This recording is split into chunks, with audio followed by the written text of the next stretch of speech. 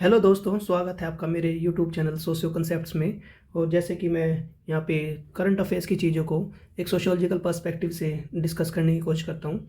आज मैंने एक इंडियन एक्सप्रेस का आर्टिकल लिया है जो अभी रिसेंटली न्यूज़पेपर में आया था, और ये प्रताप भानु मेहता जी ने लिखा है।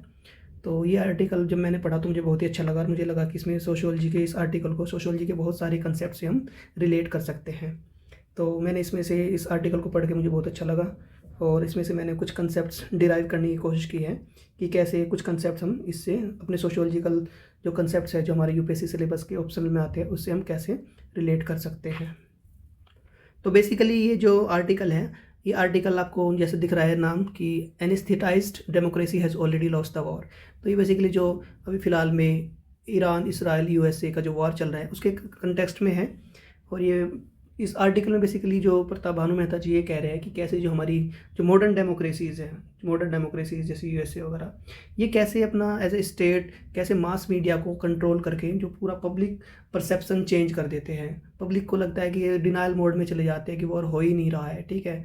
तो बेसिकली इसका ये करक्स है। तो इसमें जब और डीप में जब मैंने पढ़ा तो इसमें से कुछ और जो मुझे कंसेप्ट जो लगे, जैसे एलियनेशन का कंसेप्ट पढ़ा होगा आपने, एलियनेशन का कार्ल मार्क्स का जो एलियनेशन का कंसेप्ट है, कलेक्टिव कॉन्शियसनेस, ये इमाइल डर्कहाइम का आपने पढ़ा होगा, जैसे एनोमी और नॉमलेसनेस, इमाइल डर्कहाइम। अभी मैं बताऊंगा कि ये चीज़ें कैसे इस आर्टिकल से रिलेटेड है। फॉल्स कॉन्शियसनेस, वेबर्स की रेशनैलिटी, फॉर्मल रेशनैलिटी, जो मैंने पहली वीडियो में ही बताया था मैंने आपको, फॉर्मल रेशनैलिटी कैसे बताऊंगा ये आपको। Social hierarchy and stratification, social stratification कैसे है, और आइडियोलॉजिकल हेजेमनी। तो इसमें बहुत सारे ये जो आर्टिकल में पढ़ा तो मुझे लगा कि इसमें सोशियोलॉजिकल कंसेप्ट्स बहुत सारे हैं। तो मैंने सोचा कि आप लोगों के साथ मैं डिस्कस कर लेता हूँ, और आपको भी ऐसे कहीं ना कहीं अपने आंसर्स को, जो आप जब आंसर्स लिखोगे यूपीएससी ऑप्शन में, तो आपको भी ऐसे ही करंट अफेयर्स के साथ अपने आंसर्स को एनरिच करना है। तो चलिए अब इस आर्टिकल को बहुत अच्छे से डीप में इसको पढ़ने की कोशिश करते हैं, और सोशियोलॉजिकल कंसेप्ट से कैसे रिलेटेड है उसको देखते हैं।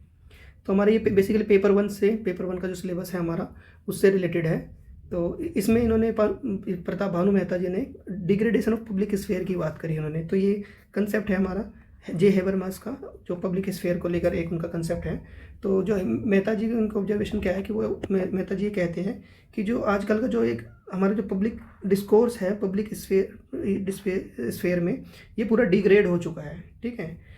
और ये इनका कंसेप्ट कहाँ से आता है, इनका कंसेप्ट है स्ट्रक्चरल ट्रांसफॉर्मेशन पब्लिक स्फीयर। ये कैसे हुआ है, तो हेबरमास जी कहते हैं कि जो मॉडर्न मास मीडिया है, ये क्या करती है कि ये ना रेशनल क्रिटिकल डिबेट्स को भी, जैसे वॉर के ऊपर अगर डिबेट्स हो तो ये कितनी एक रेशनल क्रिटिकल डिबेट्स होगी, लेकिन इसको भी कैसे इन्होंने वो कर दिया, कन्वर्ट कर दिया मेरे कंजम्पशन की फॉर्म में, कि अच्छा चलो ठीक है, हमारे पास तो न्यूज़ आ रही है, हमें तो उससे ज़्यादा कोई मतलब है नहीं।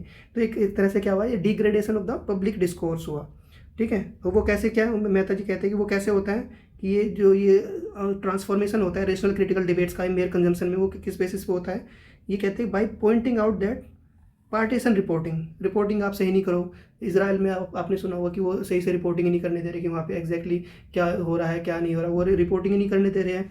रैंडम सोशल मीडिया क्लिप्स, कुछ भी ऐसी रैंडम सोशल मीडिया क्लिप्स चला देंगे जिससे लगेगा कि हाँ एक पब्लिक परसेप्शन क्रिएट करने की कोशिश करी है, एक पब्लिक डिस्कोर्स जो कि फॉल्स है उसको क्रिएट करने की कोशिश की जा रही है। उससे लोगों को क्या लगता है, एक इल्यूजन ऑफ नॉलेज, उसको उनको लगता है कि एक उनको नॉलेज हो रही है, एग्जैक्टली नॉलेज, बहुत सारी नॉलेज हो रही है, ठीक है वो, लेकिन वो it's just an illusion rather than experiential understanding. तो एक्सपीरियंशियल अंडरस्टैंडिंग को ख़त्म ना करके एक ऐसा बस इल्यूजन तैयार होता है कि हाँ they are gaining the knowledge, and this whole public discourse is degraded. तो ये हेबरमास का कंसेप्ट है, हम इससे रिलेट कर सकते हैं। दूसरा आते हैं ideological hegemony and manufactured consent. तो इसमें प्रताप भानु मेहता जी कहते हैं कि ये जो भी हमारा ये मीडिया लैंडस्केप है, इन मीडिया लैंडस्केप में क्या करते हैं, एक तरह से ये प्रोपेगेंडा अपैरेटस है, प्रोपेगेंडा अपैरेटस, ठीक है। उसको आप कैसे कह सकते हो, इसमें आप रिलेट कर सकते हो मार्क्सिस्ट या ग्राम्सियन पर्सपेक्टिव में, ठीक है, जो इलस्ट्रेट करती है आइडियोलॉजिकल हेजेमनी को। और ये आइडियोलॉजिकल हेजेमनी कैसे होती है, जहाँ पे ये जो रूलिंग क्लास होती है, रूलिंग क्लास, ठीक है, या स्टेट बोल दो उसको, वो कंट्रोल करती है सारे नैरेटिव को, कि भाई नैरेटिव किस तरह का बनाया जाना चाहिए, वो नैरेटिव वो मैन्युफैक्चर करती है एक तरह से, ठीक है। तो ये एक आइडियोलॉजिकल हेजेमनी, स्टेट मीडिया को कंट्रोल करके एक आइडियोलॉजिकल हेजेमनी उसको परपेचुएट कर रहा है, ठीक है। और वो परपेचुएट कैसे करता है, वो मीडिया को कंट्रोल कर लेता है और नैरेटिव मैन्युफैक्चर करता है कि अच्छा ये इस तरह का नैरेटिव है। मीडिया में चला देंगे कि ठीक है, America is winning the war, Israel is winning the war, Iran is losing the war. तो ये एक आइडियोलॉजिकल हेजिमनी का एग्जाम्पल है ये, ठीक है।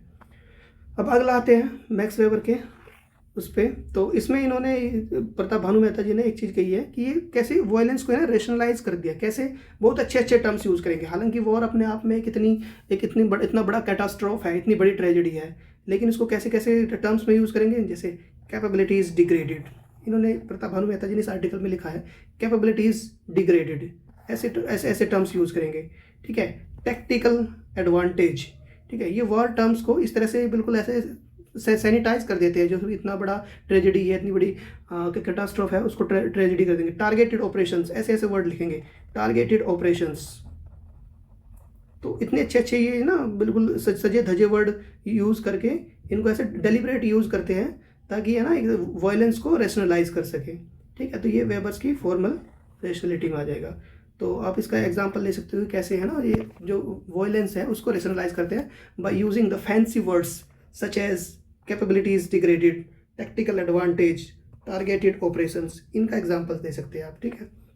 तो वो ये कह रहे हैं कि जो मॉडर्न ब्यूरोक्रेटिक स्टेट्स है वो क्या करते हैं, सैनिटाइज कर देते हैं, sanitised technical and rational legal language. ये इनको एक sanitise technical and rational legal language है, किसको छुपाने के लिए, टू मास्क सब्सटैंटिव इरेशनलिटी।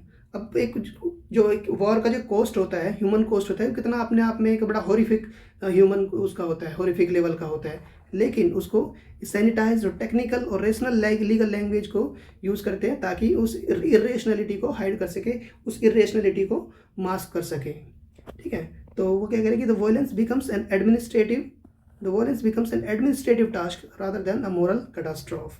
अगर ये और इस तरह से फैंसी वर्ड्स यूज़ करने से, sanitised word, technical and rational language use करने से क्या है, एक एडमिनिस्ट्रेटिव टास्क बना देते हैं उसको, जबकि है एक मोरल कैटास्ट्रोफ है। और इससे क्या है कि एक वॉर मशीनरी को कैसे कन्वर्ट कर देते हैं, iron case devoid of human empathy. जहाँ ह्यूमन एम्पैथी होनी चाहिए उसको वो उसकी जगह क्या करते हैं, वॉर मशीनरी को एक एडमिनिस्ट्रेटिव टास्क में कन्वर्ट कर देते हैं, ठीक है। तो ये इसको मैक्स वेबर के जो फॉर्मल रेशनलिटी का कंसेप्ट है उससे हम रिलेट कर सकते हैं। अब अगला आते हैं एलियनेशन पे। एलियनेशन आपको पता है कार्ल मार्क्स का कंसेप्ट है। तो प्रताप भानु मेहता जी क्या कहते हैं कि जो पब्लिक है, जब ऐसा परसेप्शन क्रिएट किया जाता है तो पब्लिक क्या फील करते हैं, it feel utterly disarmed and डिसएम्पावर्ड। एक होता है ना कि हेल्पलेसनेस वाली फीलिंग आ जाती है कि भाई हम तो कुछ कर नहीं सकते, कि जो वर्ल्ड में जो भी कुछ चल रहा है बस हम उसको देख सकते हैं, we can just be mute spectators and we feel utterly disarmed and disempowered. हम तो कुछ नहीं कर सकते, जो हो रहा है होने, हमारा कोई कंट्रोल नहीं है। तो ये क्या है, it's a kind of modern manifestation of alienation. Alienation ये तो है, एलियनेशन किससे होता है, एलियनेशन तो कहते हैं citizens in democracies are alienated not just from the product of their labour but from there political agency. Political agency भी कि अच्छा ठीक है गवर्नमेंट क्या कर रही है क्या नहीं कर रही है, हमें उससे क्या है, एलियनेट फील कर रहे हैं हम, तो हमारा उस पर कोई कंट्रोल नहीं है। And from the suffering of their fellow human beings globally, है ना, कि और जो हमारे फेलो ह्यूमन बींग्स हैं उनकी सफरिंग्स हो रही है, वो सफ़र भी कर रहे हैं लेकिन हम कुछ नहीं कर सकते, we feel utterly disarmed and utterly disempowered. तो ये क्या, एक एलियनेशन वाली एक फीलिंग आती है। तो कार्ल मार्क्स का एलियनेशन वाला कंसेप्ट आप यहाँ पे यूज़ कर सकते हो, ठीक है। फिर फॉल्स कॉन्शियसनेस एक होता है ना, कार्ल मार्क्स का कंसेप्ट है कि ये क्या करते हैं आजकल के, the fog of abstractions and disinformation. अब जो भी स्टेट और जब मीडिया पे पूरा कंट्रोल कर लेता है तो ये क्या करते हैं, डिसइंफॉर्मेशन प्रोपेगेट करते हैं और डिसइंफॉर्मेट करते हैं। It blind the masses to the material realities of imperialistic Wars keeping them in state of false consciousness, ठीक है। उस पर क्या करते हैं, फॉल्स कॉन्शियसनेस में का शिकार हो जाते हैं और उस पर क्या करते हैं, they focus on quite coping rather than challenging the global power structures. अब उसमें क्या करते हैं, ऐसी फॉल्स कॉन्शियसनेस आ जाती है कि उसके बाद जब उन्हें लगता है कि भाई अब तो हम कुछ कर नहीं सकते, तो वो एक तरह से अपने आप को एडजस्ट करने की कोशिश करते हैं rather than challenging the global power structures, कि भाई हम तो किसी को कुछ कर नहीं सकते, हम तो बस एक क्या है कि we have to adjust with what is happening right now, ठीक है। तो ये क्या है, एक फॉल्स कॉन्शियसनेस क्रिएट की जा रही है, ठीक है। तो ये इसका अब आते हैं, मैंने कहा एक कलेक्टिव कॉन्सेंस का भी एक कंसेप्ट इसमें डिस्कस करेंगे हम। इमाइल डर्कहाइम का कंसेप्ट है कलेक्टिव कंसेंस का। तो इमाइल डर्कहाइम क्या कहते हैं कि कोई भी हेल्दी सोसाइटी होगी वो किस पे डिपेंड करती है कि उनका एक कितना स्ट्रॉन्ग कलेक्टिव कॉन्सेंस है, ठीक है, शेयर्ड मोरल बिलीफ्स में या कितना स्ट्रॉन्ग कलेक्टिव कॉन्सेंस है, उस पर डिपेंड करता है कि हेल्दी सोसाइटी होगी नहीं होगी, ठीक है। अब यहाँ पे क्या हो रहा है, यहाँ पे इंटेंसिफिकेशन हो रही है of racial and national hierarchies, ठीक है। अब आप देख रहे हो कि जैसे अगर कहीं गाजा में या सूडान में अगर वॉर चल रहा है तो उसका पब्लिक के प्रति एक अलग परसेप्शन होता है, लेकिन वही अगर यूक्रेन और रशिया का वार होगा तो ऐसा लगा कि हाई तौबा मच गई है, ठीक है। लेकिन सूडान में या गाजा में या फिलिस्तीन में ऐसा कोई वार हो रहा है तो वहाँ पे ऐसा लगता है कि पब्लिक को कोई ज़्यादा फर्क नहीं पड़ता है। तो एक तरह से क्या है कि एक रेशनल ये रेशियल एंड नेशनल हायरार्कीज है, ठीक है। तो इससे ये कहीं ना कहीं ये है कि जो कलेक्टिव कॉन्सेंस का एक ब्रेकडाउन भी हो रहा है, यानी उसमें रेशियल हायरार्कीज के बेसिस पे, जो मैंने आपको एग्जांपल दिया कि अगर अफ्रीकन कंट्रीज़ में कोई सूडान, इथोपिया कोई यहाँ पे वार हो जाए पब्लिक को ज़्यादा फर्क नहीं पड़ता, लेकिन अगर कहीं रशिया यूक्रेन का वार आ जाए तो ऐसा लगता है कि हाँ पूरा यूरोप पूरा चिल्ला रहा है, पूरा वेस्ट चिल्ला रहा है। तो ये क्या है कि एक तरह से ये हायरार्कीज के बेसिस पे जो हमारा एक जो कलेक्टिव कॉन्सेंस का है वो ब्रेक डाउन हो गया। और इमानुएल डर्कहाइम क्या कहते हैं कि जितना कलेक्टिव कॉन्सेंस हमारा स्ट्रॉन्ग होगा उतनी हेल्दी सोसाइटी होगी हमारी, ठीक है। अब आते हैं, इमानुएल डर्कहाइम का एक कंसेप्ट है एनोमी इन इंटरनेशनल रिलेशंस। अब आपने देखा होगा एनोमी क्या है, anomie it's a state of normlessness, है ना। अब इंटरनेशनल रिलेशंस में कैसे एनोमी आ गई है, ठीक है। तो ये कहते हैं कि the traditional rules governing state behavior and human rights have broken down, leading to a catastrophism where targeted killings and bombing civilian infrastructure are normalized। अब क्या होता है, पहले क्या होता था कि मिलिट्री इंस्टॉलेशंस पे बॉम्बिंग होती थी, अब क्या है, अब सिविलियन इंफ्रास्ट्रक्चर पे, हॉस्पिटल्स पे बॉम्बिंग हो रही है, स्कूल्स में बॉम्बिंग हो रही है, ठीक है। किसी को यूएन है, यूएन का कोई रोल नज़र नहीं आता, वो यूएन की कोई सुनता नहीं है, अपनी जो सुपर पावर्स है अब अपनी अपनी मर्जी चला रहे हैं। तो ये क्या है, इट्स अ स्टेट ऑफ नॉर्मलेसनेस। तो यहाँ पे एनोमी इन इंटरनेशनल रिलेशंस आ गए इस पे, ठीक है। तो ये है, अब आप उसको इमानुएल डर्कहाइम का जो कंसेप्ट है एनोमी वाला या नॉर्मलेसनेस वाला, इससे हम इसको जोड़ सकते हैं, ठीक है।